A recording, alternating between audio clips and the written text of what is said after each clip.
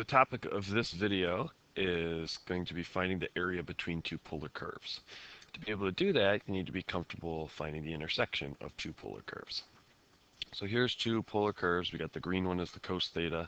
We got the red one here as the 2 radical 3 minus 3 cos theta.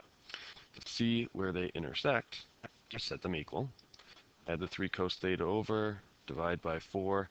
Cos is going to be positive in the first and fourth quadrants. If you got square root of 3 over 2 for a cos, that's a 30-degree reference angle. So 30-degree reference angle in the first quadrant is pi over 6, and then you get the 11 pi over 6 for the fourth quadrant. Subbing those in, it's probably easier to sub into the cos theta, and we get radical 3 over 2 for our points of intersection. So here's another example. If we set these equal, say maybe you added the 2 sine theta over first, you'd get negative 4 sine theta equals 2. Divide by negative 4, sine's negative in the third and fourth quadrants. We would have a 30-degree reference angle for each of those, so it would give us 7 pi over 6 and 11 pi over 6. Subbing the negative 1/2 in, that would give us, subbing the pi or the 7 pi over 6 in would give us a negative 1/2, giving us the radius of 3. That's where these points come from. Now, we can see visually that it also intersects at the pole, but why didn't we get that as an answer? Well, the pole is when you have a radius of 0. The radius of 0 will be at that location for lots of different angle measures. So even though they're intersecting there, they're not there for the same value of theta, which is why it doesn't show up when we solve it algebraically. So we always just will check the pole separately. So solving it algebraically gives us these two values, and then you've got to check and see if it intersects at the pole. So what we'll say is that it intersects at the pole because it's not at that radius for the same theta value, but the graphs do end up touching. Okay, so check the pole separately, and you should be able to visually see it when you graph it on your calculator.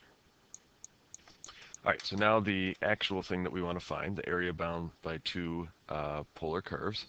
So we want to find what's in between these two polar curves, so it'd be these two small sections here.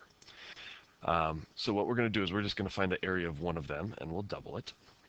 Now it's important to remember that when you're finding area, it's kind of working around this way, and that we're really adding up all of those little sectors.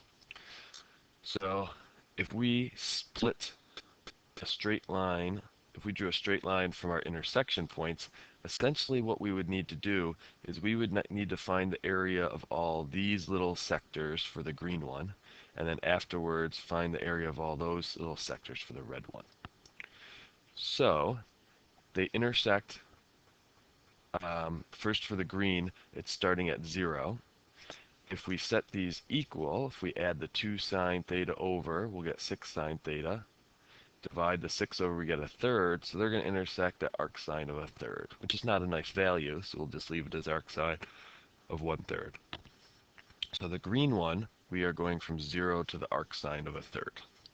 The red one is going from starting at arcsine of a third and finishing at pi over 2, because that's what would make the sine be 1, making the radius be 0.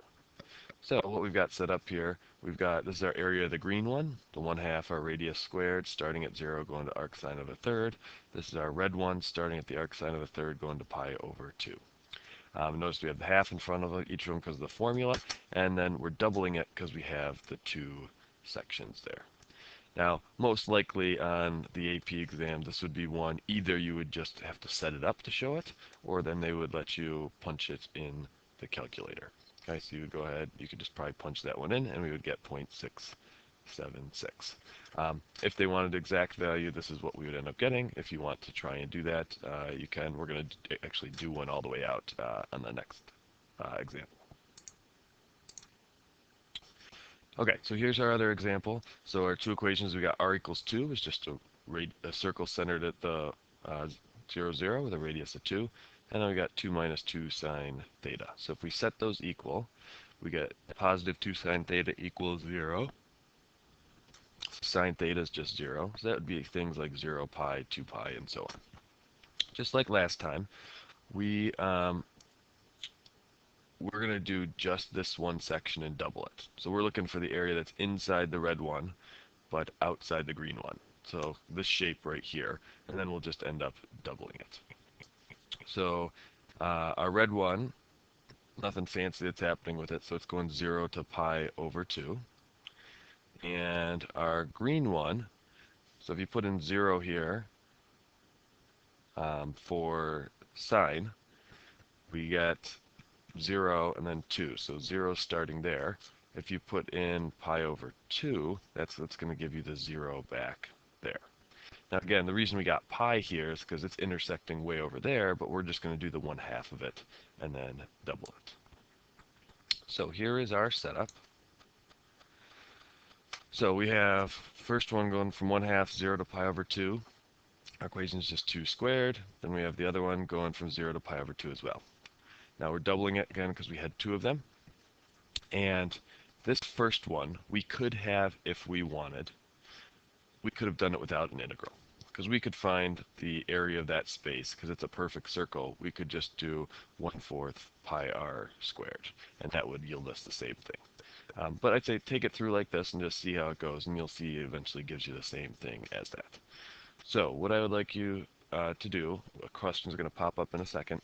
I want you to see if you can carry this all the way out and find what the exact value of this would be. So make sure you have this integral written down. And again, the question will pop up in a second. Take a couple minutes, see what you get. If you get it right when the answer pops up, you can skip the rest of the video. If you get it wrong, watch the going over part.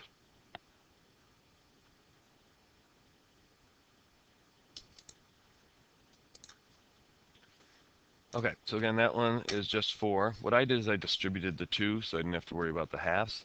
FOIL this out. Replace the sine squared theta, 1/2 minus 1/2 cos 2 theta. That's our power reduction. Distribute the 4 through. 4 times 1/2 is 2, so that combines to give you 6. 4 times 1/2 gives you 2 as the coefficient there. Antiderivative of 4 was 4 theta, 6 theta, positive 8 cos theta. Remember, we have to multiply by 1/2 when we do that antiderivative because it's really a u substitution. Sub in here, you get 2 pi minus 0. Sub in the pi over 2, you'll get 3 pi. Cos pi over 2 is 0, so that's gone. Sine of pi is 0, that's gone. Put in the zeros, we get 0. Cos of 0 is 1, you get 8. This will be sine of 0, which is 0. So you get 3 pi minus 8. Combine your like terms, and you get negative pi plus 8.